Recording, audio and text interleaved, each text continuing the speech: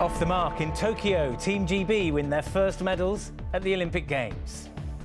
Bradley Sinden from Doncaster won silver in the Taekwondo, while student Chelsea Giles took bronze in Judo. To be wearing this bronze medal around my neck is a very, very proud moment. Also ahead, 3 members of the same family die in the waters of Loch Lomond, and the 7-year-old boy is fighting for his life. Ministers consider COVID passports for major sports events.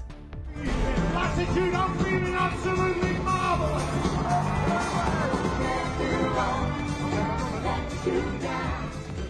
And back on the big stage, Rick Astley on the thrill of returning to festivals.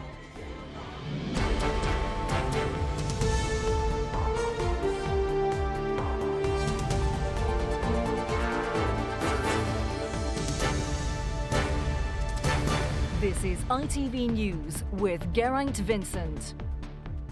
Good evening. Great Britain's athletes are off the mark in Tokyo after the second full day of events at the Olympic Games. But a return of 1 silver and 1 bronze was probably the least they would have hoped for in what proved to be a tough day of competition for Team GB.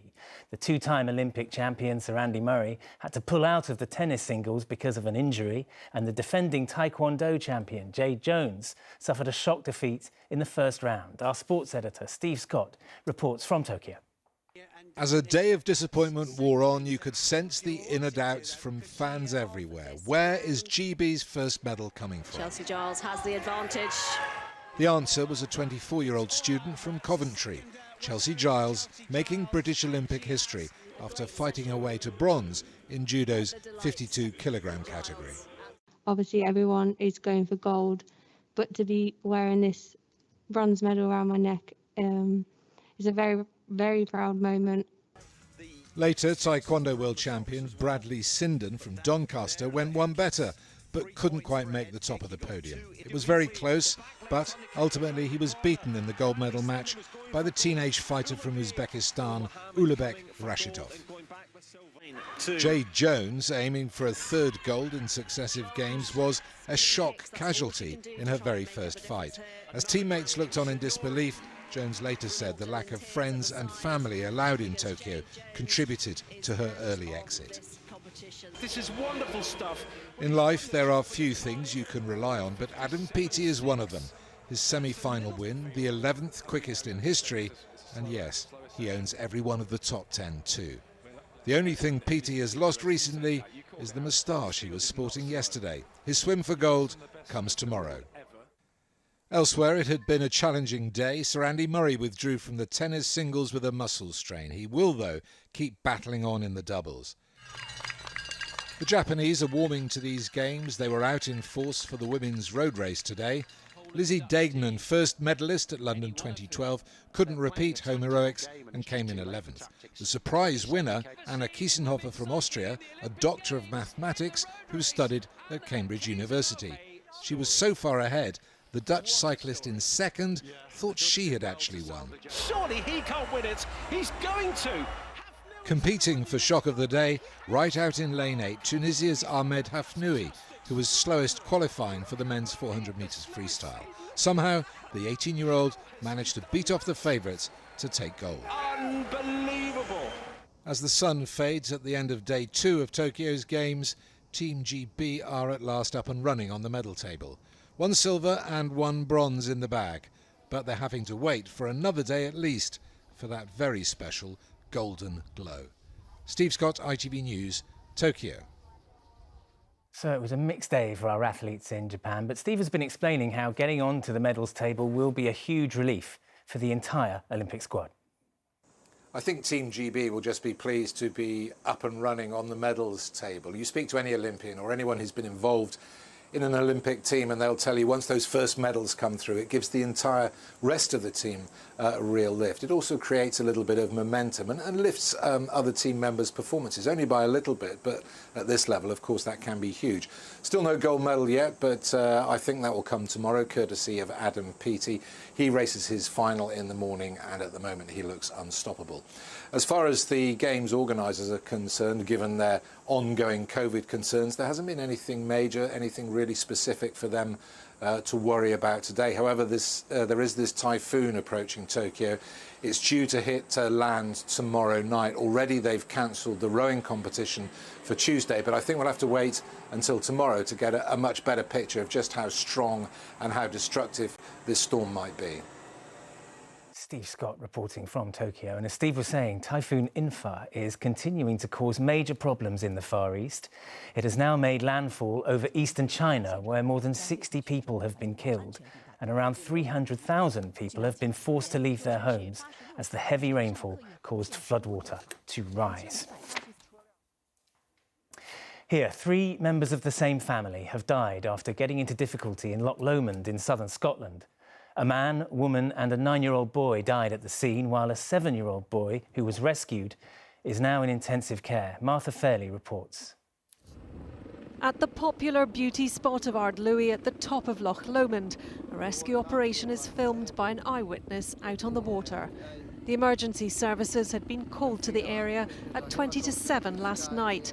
3 people, a 41-year-old man, a 29-year-old woman and a 9-year-old boy were pulled from the water but pronounced dead at the scene. The 7-year-old boy was taken to hospital in Glasgow, where he is in intensive care. Clive Kennedy says he was shocked as he watched the emergency response. When we got there, there was a lot of police presence on the beach. There was Coast Guards, there was a lot of fire brigade and rescue vehicles all on the main roadside. You could see there was something drastic had happened. Ardluey, with its beautiful views at the northern tip of Loch Lomond, is popular with tourists and holidaymakers.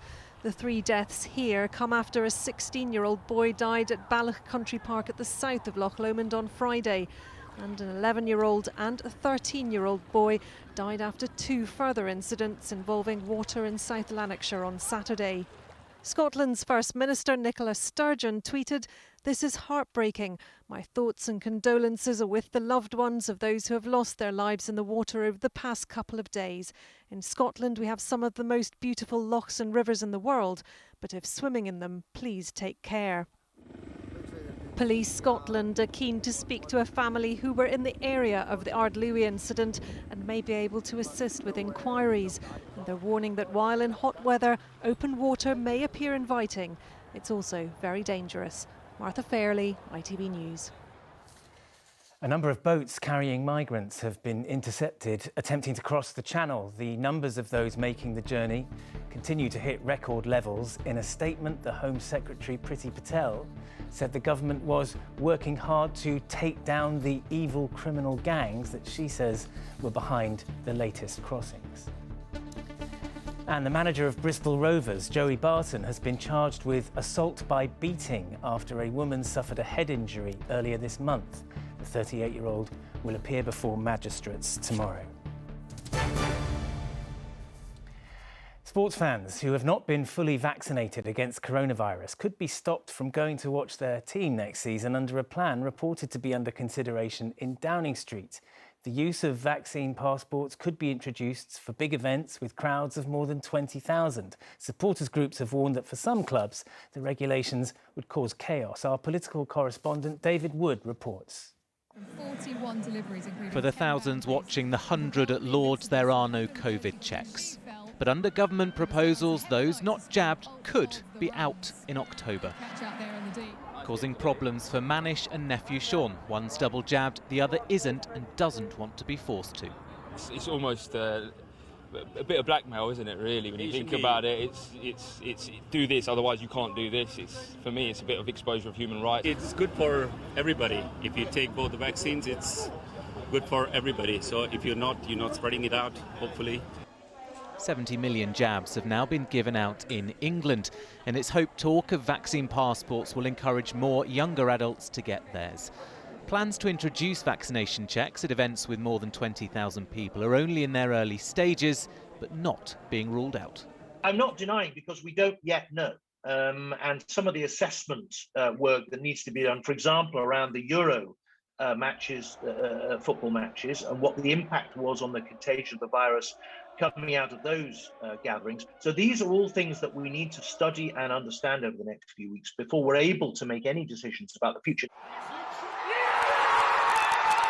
It's thought England's crowds, Euros celebrations and commiserations helped increase COVID rates. The new Premier League season is just weeks away now, and clubs are apparently working out how to do vaccine checks by the autumn. There's a range of views. We accept that. It would be wrong of me to pretend that football supporters have a single view. But the important thing is, if it comes in, that it's properly organised and arranged, and that doesn't always happen in football. And back at the cricket, most fans are willing to bat for COVID passports. I think it's probably a good thing because everyone in the stadiums will feel a lot safer knowing that other people have been double jabbed. Because this is so dangerous and it has killed so many people that you do have to take personal responsibility. Myself personally, I would feel more comfortable going somewhere where you know that people are double vaccinated.